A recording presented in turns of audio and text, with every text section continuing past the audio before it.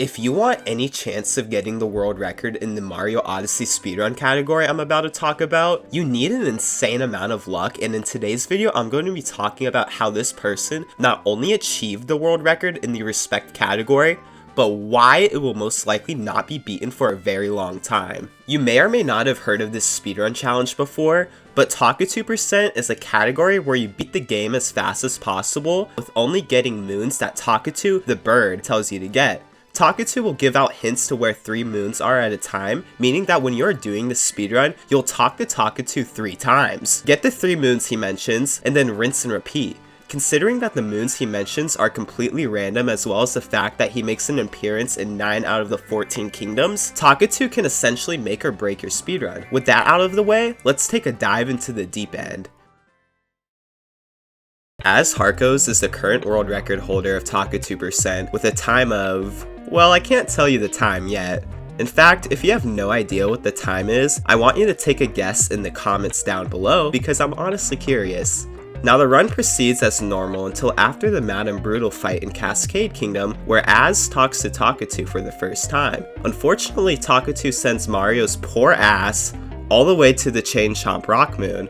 This ties back into my point about how Talk2 and luck really make or break the speedrun. That one decision by Talk2 cost Az almost 15 seconds, because Talk2 could have just given him a moon that's way closer, such as the one on this high cliff. Now bigger kingdoms such as Sand are where luck really starts to play a huge factor, but I think it's also worth mentioning how important raw movement skill is. Since there is no route for this category, that means there is no muscle memory for where to go. This means that you need to have extensive game knowledge and the ability to make smart decisions on the fly, and we really see Az shine in that aspect. Talk2 gives Az a lot of closer by moons, such as a seed in the town or moons in Toast Arena ruins, but regardless, he makes sure to grab checkpoints and take advantage of Jaxi to eliminate unnecessary traveling time. The worst case scenario in Sand Kingdom is getting moons that are in the inverted pyramid, because you have to spend time glitching your way in there and there's not even any checkpoints, but thankfully Az got lucky in that regard.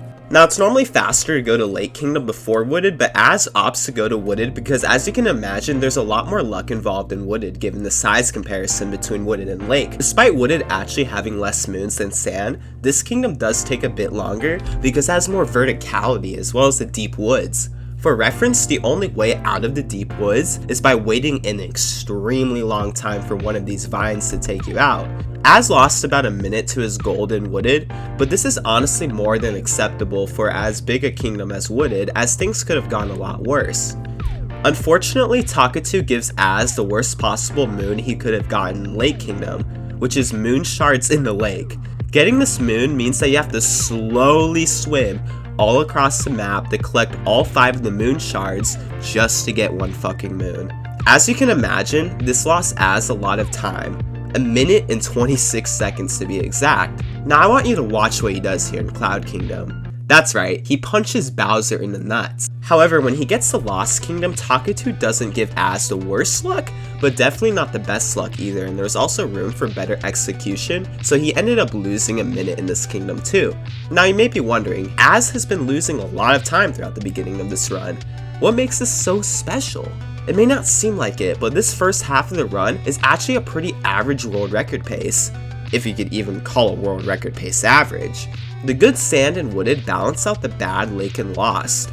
However, the second half of this run doesn't just make up for this, it goes above and beyond. He would go on to get insane luck in the second half of the run, and on top of all of that, he would clutch it out at the very end with stupefying movement. Let's see how he does it, shall we? Now Talk2 doesn't appear when you first enter Metro Kingdom, but once you defeat the Mecha Wiggler, he will, and this is where Talk2 starts being nice. Az gets a lot of moons that are near the Central Plaza, the musicians, and easy sub areas. However, Az of course makes optimal use of his time in routing, and even does tricks such as Scooter Clip. For those who don't know how Scooter Clip works, you essentially tilt your controller at a 90-degree angle while holding left on the analog stick, and the motion control of tilting your controller essentially makes the scooter's hitbox bigger, allowing you to just barely graze the moon's hitbox. Pretty neat, huh? Now Snow is a pretty small kingdom, but since there's 4 rooms in Shiveria Town, each with 2 moons, it's a best case scenario to knock out 2 birds with 1 stone in that regard, and then just get another lingering moon Takatu gives you on the outskirts of Shiveria Town. Surprise, surprise, Takatu for the most part blesses Az with what I just talked about in Snow, and oh wow, when you look at that, he went from being 56 seconds behind to 36 seconds ahead in just 2 kingdoms. Now Seaside Kingdom is pretty darn massive, and there's a lot of water as well as a giant octopus that Az is going to have to fight off, but Takatu once again blesses Az with the moons he needs to save time. And not only did he save time, but he shaved off yet another minute. Az was 1 minute and 48 seconds ahead of his run going into Luncheon, which is the final kingdom that Takatu would make an appearance in. Luncheon was going to be no easy task, especially with the pressure of being on a world record pace run, but then Az did the unthinkable. Not only did Takatu bless him with convenient moons to grab, but his execution was on point, allowing him to get his best ever luncheon by not 1, not 2, not 10, but 44.4 seconds. He was now over 3 minutes ahead of his PB, and all he had to do was just play out the rest of the run like an any percent one without making any big mistakes and eating steaks. And that's exactly what he did, clocking in at a time of 1:35.13. Now, like I said, this world record has stood for over a year, and second place stands almost 3 minutes behind the world record, despite Takatu% being a pretty popular category. Now, to beat this world record, someone could actually get a bit worse of luck, but still improve it with better execution. However, this type of luck can be very difficult to get, and execution can be even harder when it's on the fly. So despite there being potential for minutes to be shaved off, perhaps a sub 1:30 time, I don't see someone beating this world record for a very long time. If you want to see the full run, I have it linked in the description along with all other good information, and if you like my videos then subscribe and be a part of the first 1,000 because all different types of Anto content is on the way.